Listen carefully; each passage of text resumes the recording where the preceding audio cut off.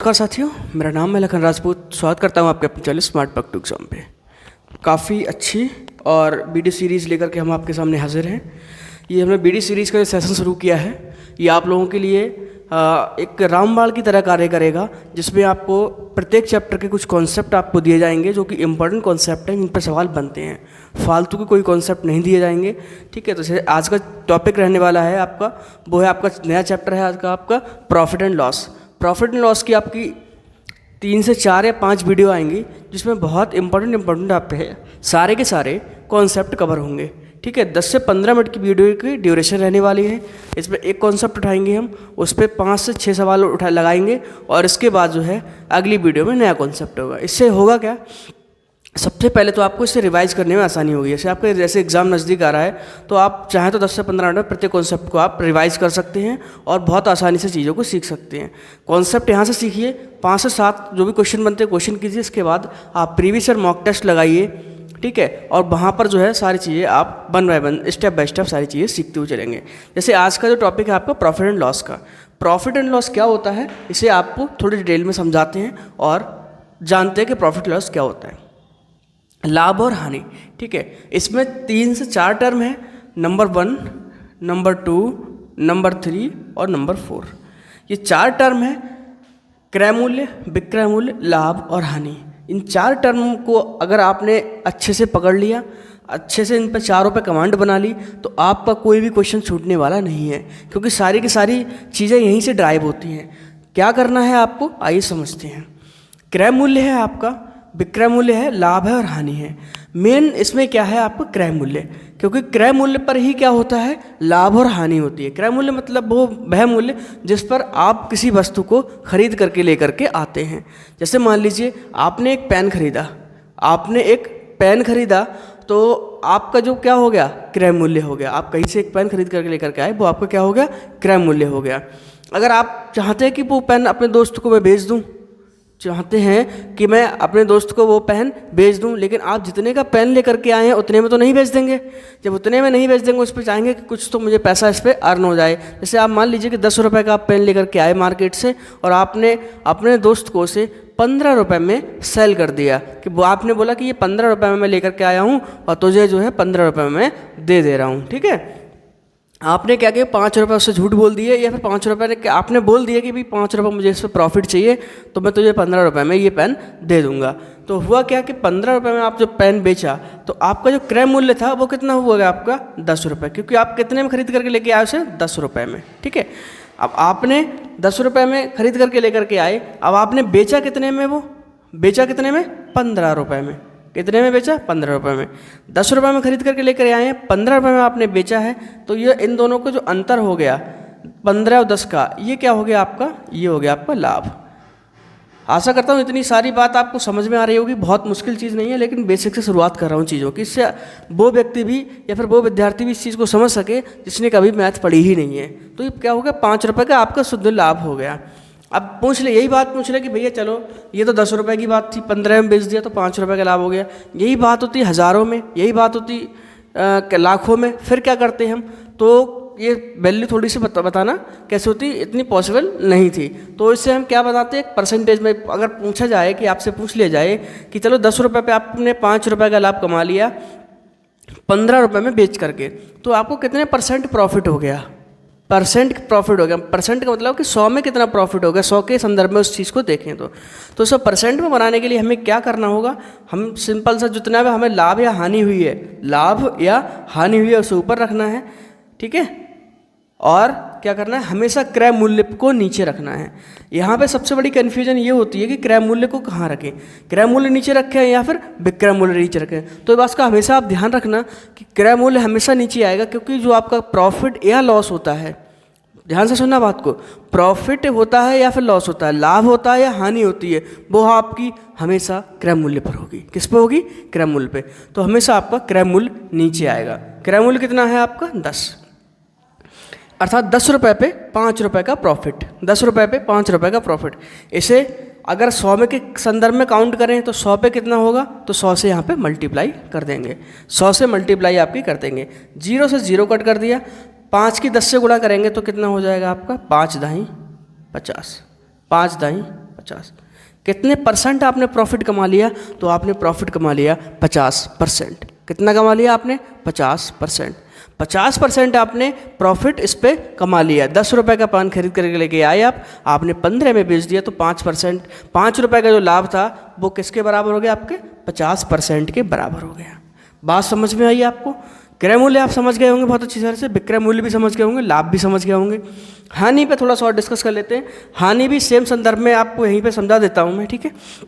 हानि क्या होती है वो भी आपको समझा देते हैं। अब ये कॉन्सेप्ट को बड़े बड़े सवालों में कैसे इम्प्लीमेंट करेंगे वो मैं आपको बताऊंगा। जैसे मान लीजिए आप 10 रुपये का पेन खरीद करके लेके आए, उसका क्रय मूल्य कितना था आपके लिए? 10 रुपये। अब आपने क्या काम किया? आपका दोस्त है, चलो आपने कहा कि इसके पास थोड़े पैसे भी कम हैं और उसकी कुछ मैं मदद भी करना चाहता हूँ, तो इसे मैं 8 रुपये में दे देता हूँ, कोई बात नहीं, दोस्त अपना ही है और इसे कर लेते हैं, कोई बात नहीं, 2 रुपये का लॉस है, छोड़ देते, कोई दिक्कत नहीं है, दोस्त ही तो है, कहीं ना कहीं काम आएगा ही। 10 रुपये का पेन लेकर के आया, उसने आपने उसके लिए कितने में? 8 रुपये में बेच दिया।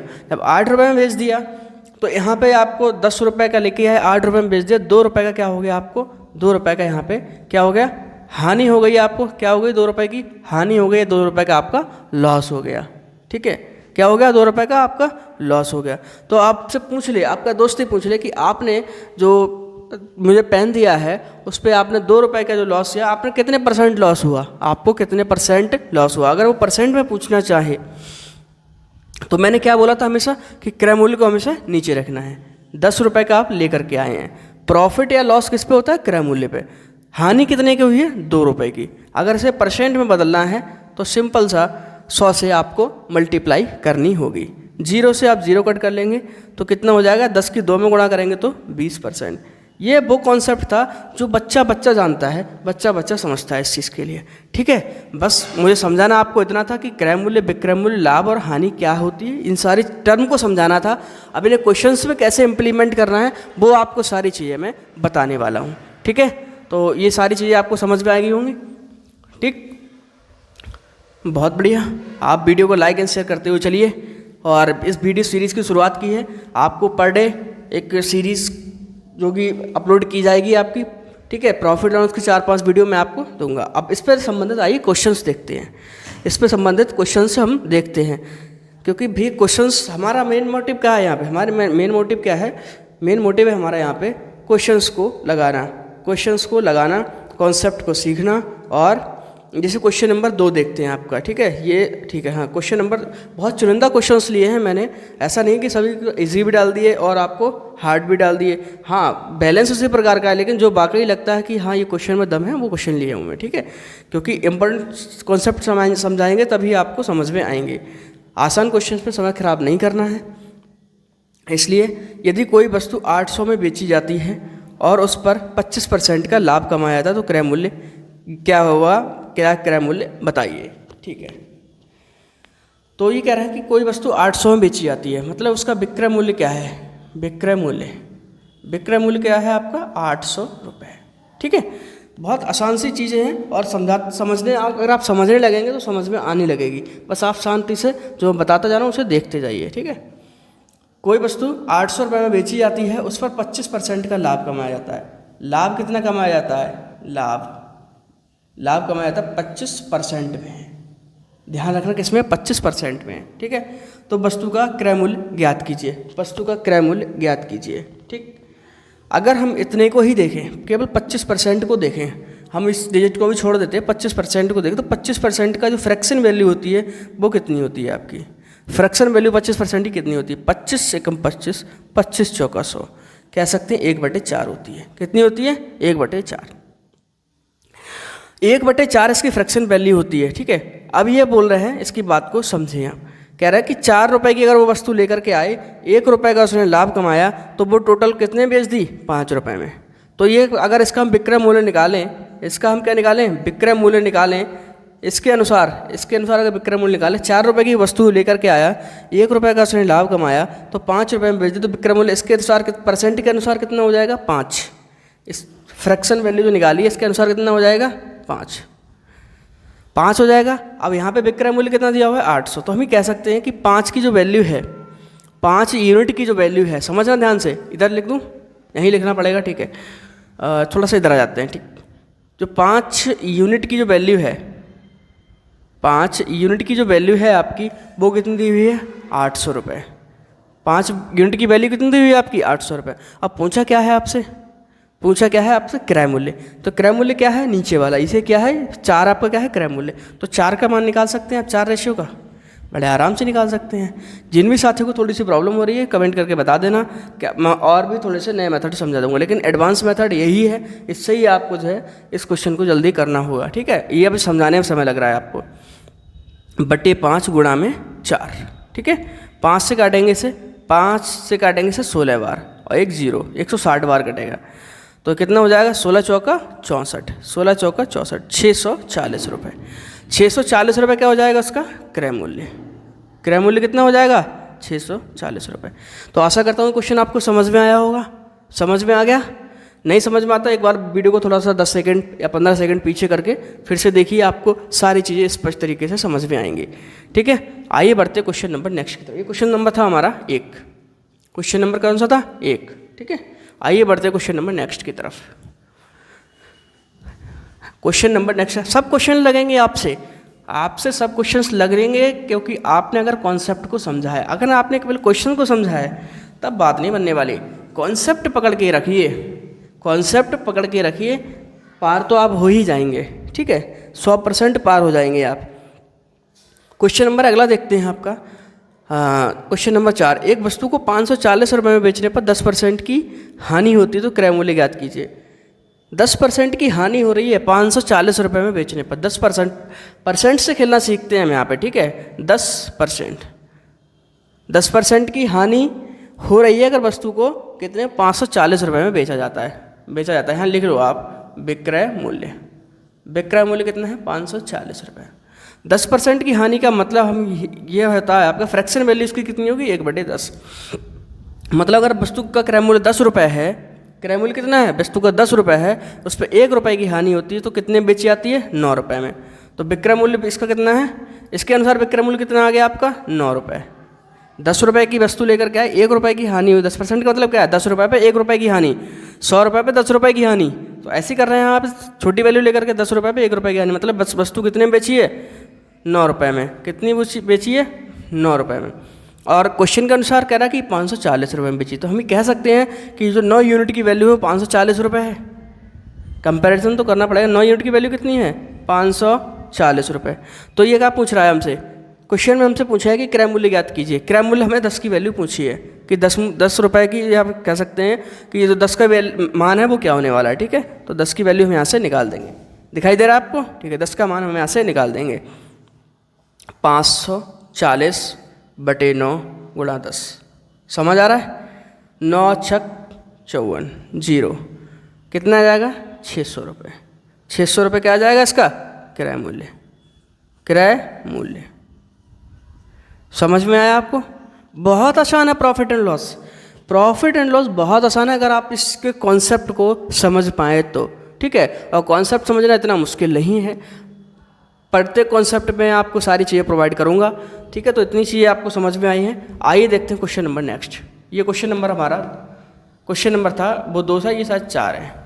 चुनिंदा क्वेश्चन उठाएं, इसलिए क्वेश्चन की उसको मत देखना कि सीरीज नहीं बन पा रही क्वेश्चंस की, 2 के बाद 3 आता है या फिर ऐसा नहीं मत देखना।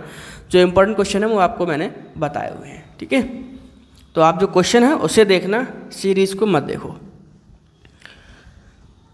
आइए देखते क्वेश्चन नंबर नेक्स्ट क्या रहने वाला है।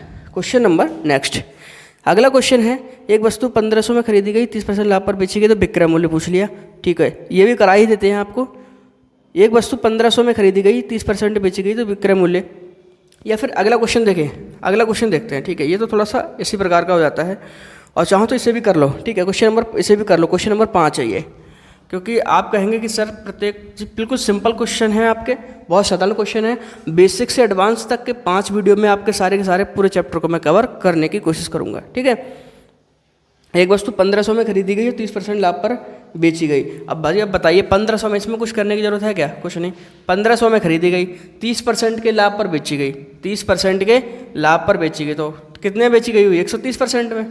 अब पूछेगा इसका विक्रय मूल्य, तो पूछा है, तो विक्रय मूल्य क्या होगा? 130%। 130% तो सिंपल है भैया, 2 0 से 2 0 काट दिए, गुणा कर लो। यहाँ पे कितनी होगी? 15 × 45, 15 एकम 15, 15 4 कितने हो जाएंगे आपके 19, 1950।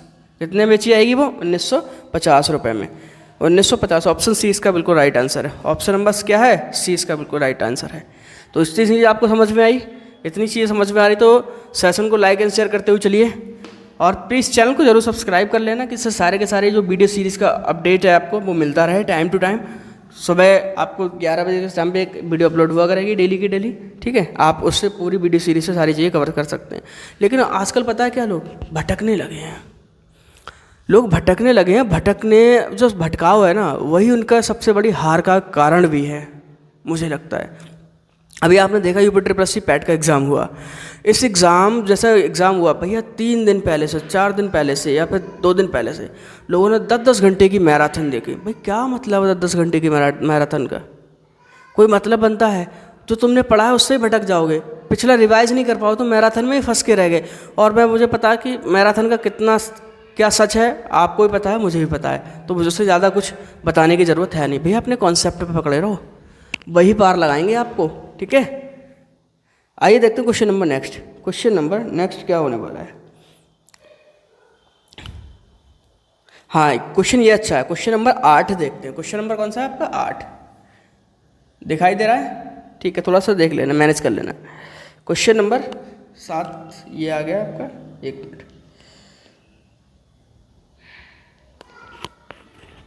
क्वेश्चन नंबर 7, 8 ये देखो, 8 देख लो, 7 चलो 7 देख लेते हैं पहले, कोई नहीं, सीक्वेंस का पढ़ना होगा, कोई बात नहीं। चलो क्वेश्चन नंबर 7